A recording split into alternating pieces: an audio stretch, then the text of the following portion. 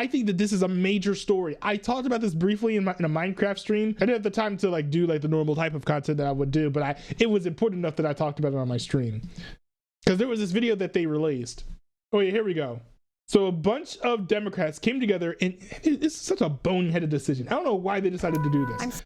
But they went and made this video telling members of the government to turn against the president of the United States. Senator Elissa Slotkin. Senator Mark Kelly. Representative Chris DeLuzio. Congresswoman Maggie Goodlander. Representative Chrissy Houlihan. Congressman Jason Crow. I was a captain in the United States Navy. Former CIA officer. Former Navy. Former paratrooper and Army Ranger. Former intelligence officer. Former Air Force. We want to speak directly to members of the military And the intelligence community. Who take risks each day To keep Americans safe. We know you are under enormous stress and pressure right now. Americans. Wait, hold on. Is this from a larger video?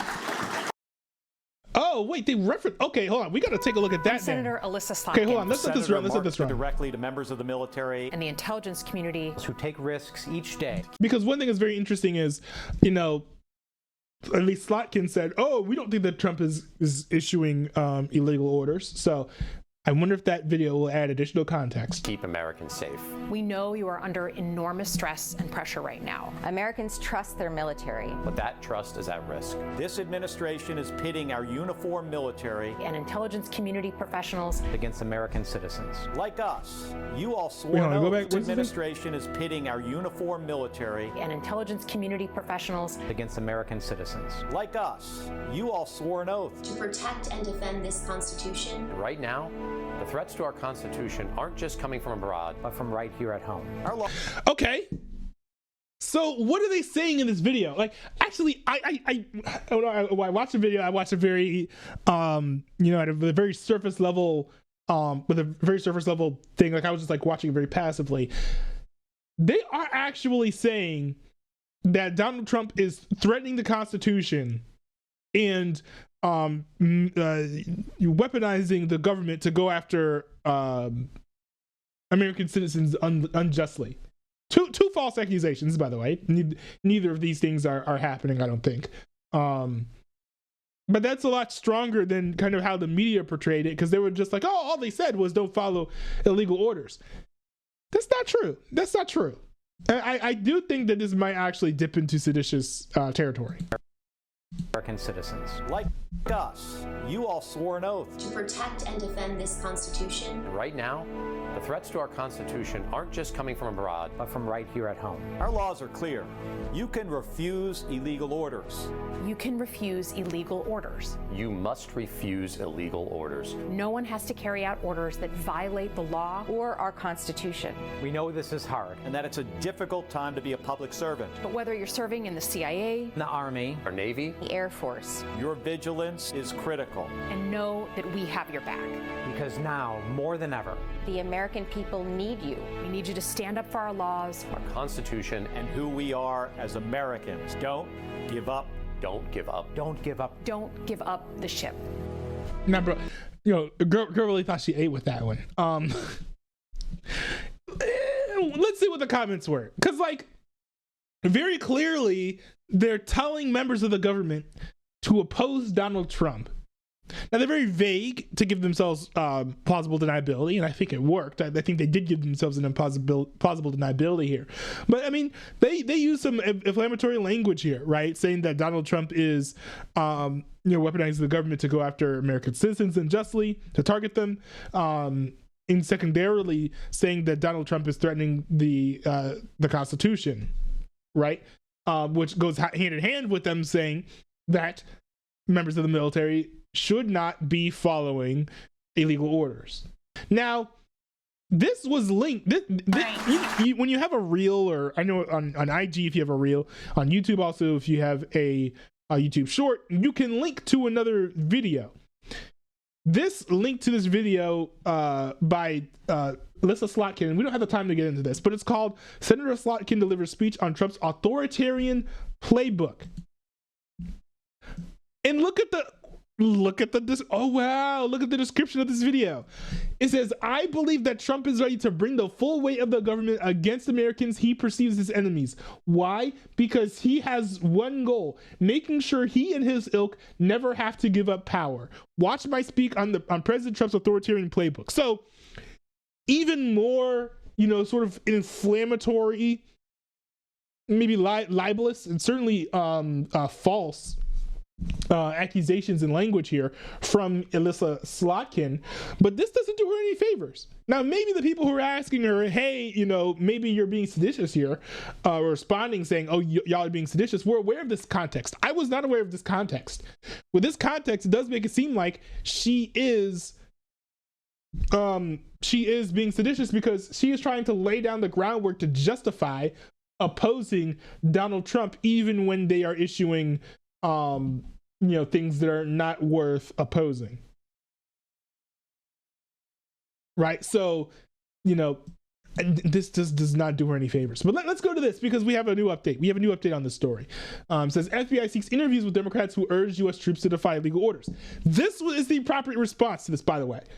This is how this should have been handled, because the initial response was, this very extremely emotional response. And it doesn't look like there are any links to the truth post, actually. But Trump basically wigged out, ran around like a chicken with no head, and accused them of being seditious, said that, the penalty for sedition is death. By the way, it's very funny that these Democrats can make a video saying you have the right to refuse illegal orders, and then sort of the mainstream, people on social media and people in the media will say, and also people in the press will say, oh, they weren't being seditious.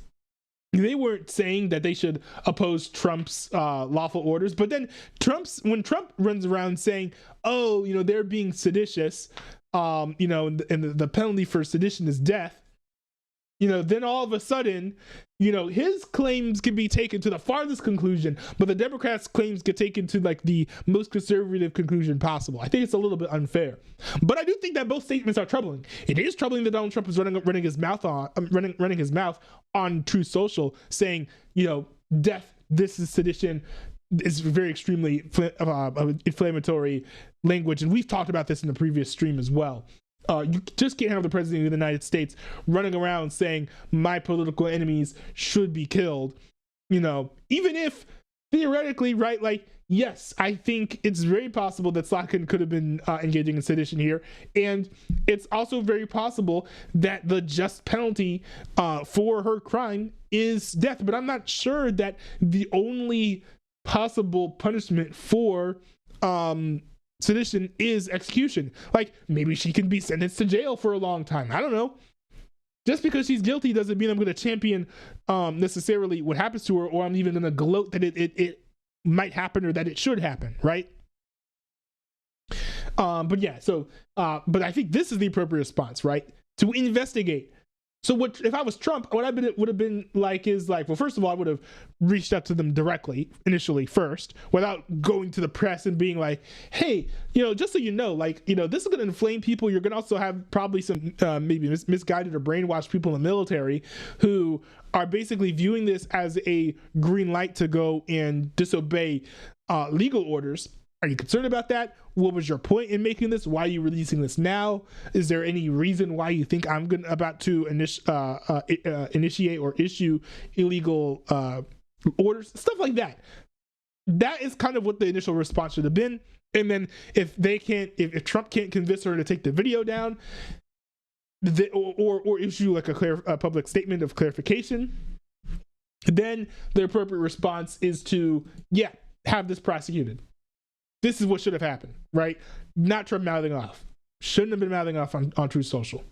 Finally, we're kind of back on track with how this situation should have been handled. And it's actually kind of, unfortunate. I love that Democrats are getting backlash for this video, as they should have been. But Trump should have gotten backlash too for saying that these people should have been killed. I think it's a shame the stranglehold that Donald Trump has in the Republican Party, where he's sort of immune from criticism from the biggest figures.